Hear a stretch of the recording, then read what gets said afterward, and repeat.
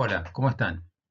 Vamos a iniciar un nuevo video para tratar el teorema de reciprocidad de Maxwell-Betty.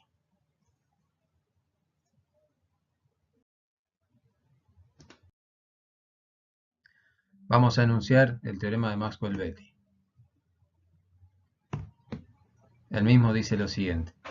Durante la deformación de un sistema en equilibrio sometido a un conjunto de fuerzas, el trabajo que realiza un subconjunto de esas fuerzas, debido a la deformación provocada por las demás fuerzas, es igual al trabajo de estas últimas fuerzas debido a la deformación provocada por el subconjunto de fuerzas.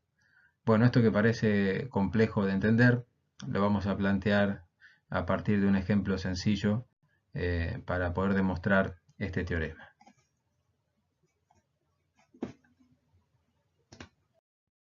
Bueno, vamos a plantear el sistema que enuncia el teorema. Nuestro sistema va a ser esta viga que tenemos acá a la vista, que está cargada con un conjunto de fuerzas, la fuerza P1 y la fuerza P2, que está aplicada a P1 en la sección 1,1 y P2 en la sección 2,2 de la viga. Entonces, para nosotros, P1 va a ser un subconjunto de las fuerzas y P2 van a ser las demás fuerzas, como hacía el teorema. Entonces, veamos lo siguiente. Si aplicamos primero P1 en la sección 1,1, la acción de P1 va a provocar una deformación en la viga. Es importante destacar que vamos a considerar deformaciones pequeñas. Acá se han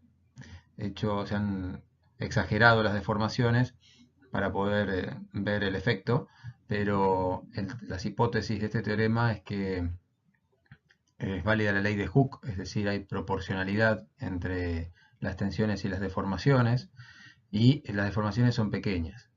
Entonces, al actuar P1 solamente, provoca una deformación sobre la recta de acción donde está actuando P1, que la vamos a denominar delta 1,1. El primer 1 significa el lugar donde se está aplicando la carga, que es en la sección 1,1. Y el segundo subíndice implica quién está ejerciendo esa acción. En este caso es la deformación en 1 provocada por la carga P1. Y en la sección 2,2, P1 provoca también una deformación. La acción de P1 provoca que en 2 tengamos la deformación delta 2,1, que sería en 2 la deformación provocada por la carga 1. Si ahora aplicamos P2,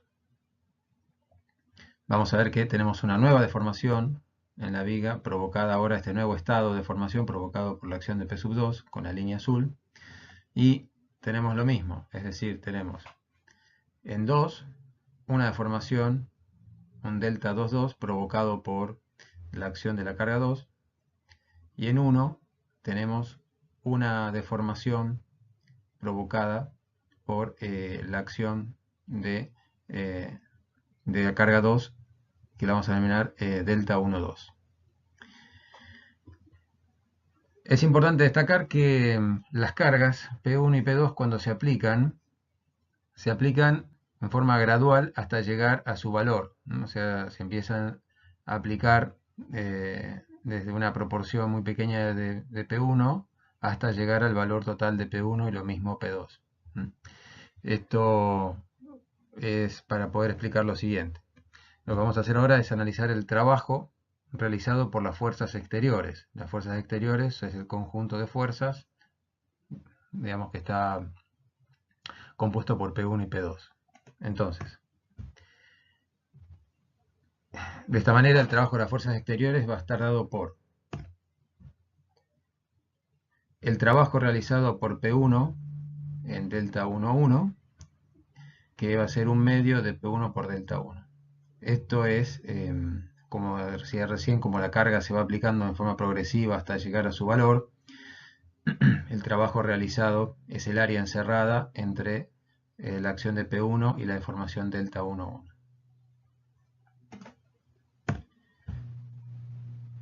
más el trabajo realizado por cuando aplicamos la carga P sub 2, que será 1/2 de P sub 2 por delta 22. Y tendremos una tercer componente en el trabajo de las fuerzas exteriores que será P1 por delta 12. Fíjense que acá P1 no está afectado por 1/2.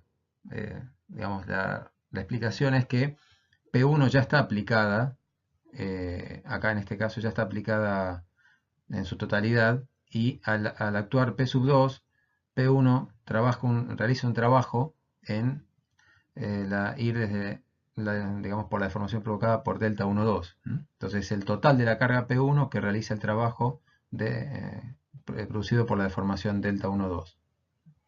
Por ese motivo es que esta componente no está afectada por 1/2.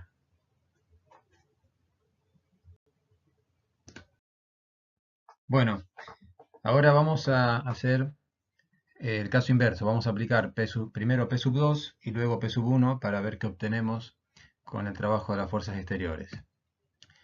Entonces, en función de eso, vamos a ver qué pasa. Si aplicamos primero P sub 2, otra vez tenemos una deformación producida por el efecto P sub 2, que le denominaremos delta 22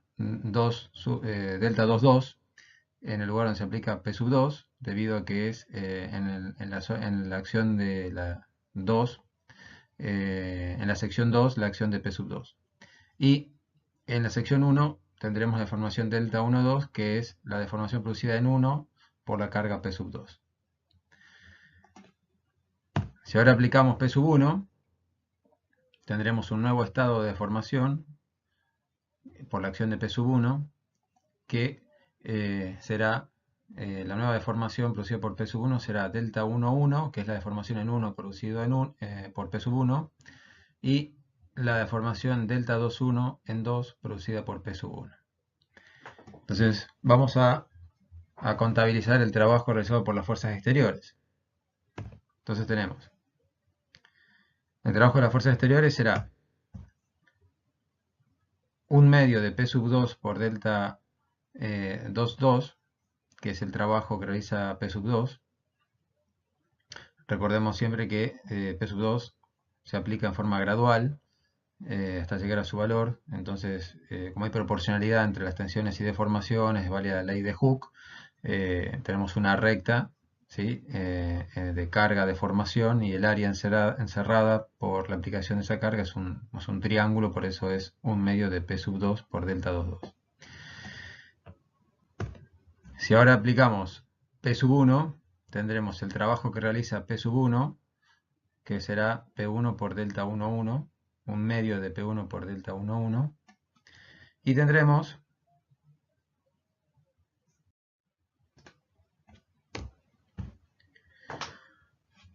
ahora el trabajo realizado por P sub 2, que ya estaba aplicada debido a la deformación producida por P sub 1. Entonces, en este caso, P sub 2, el trabajo que realiza va a ser P sub 2 por delta 21, como en el caso anterior. Entonces, bueno, vamos a analizar ahora que los dos casos, aplicando primero P1 y luego P2, ¿qué obtenemos? Bueno, vamos a comparar los dos casos. El primer caso que analizamos era aplicando primero P1 y luego P2. Y obteníamos que el trabajo de las fuerzas exteriores en este caso era 1/2 de P1 por delta 11 más 1/2 de P2 por delta 22 más P1 por delta 12.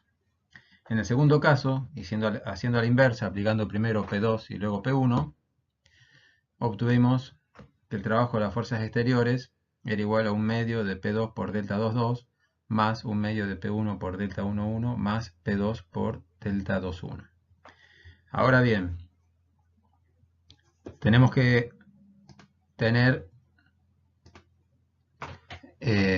considerar que las cargas son las mismas, están aplicadas en las mismas posiciones. Entonces el trabajo realizado en un caso tiene que ser igual al trabajo realizado en el otro caso, ¿sí? Tenemos que tener una igualdad entre los dos trabajos. Entonces, si igualamos las dos expresiones, vemos que si hacemos que el trabajo de las fuerzas exteriores en el caso 1 igual al trabajo de las fuerzas exteriores en el caso 2, esto se nos va a simplificar con esto. P sub 2 por delta 2 también se va a simplificar.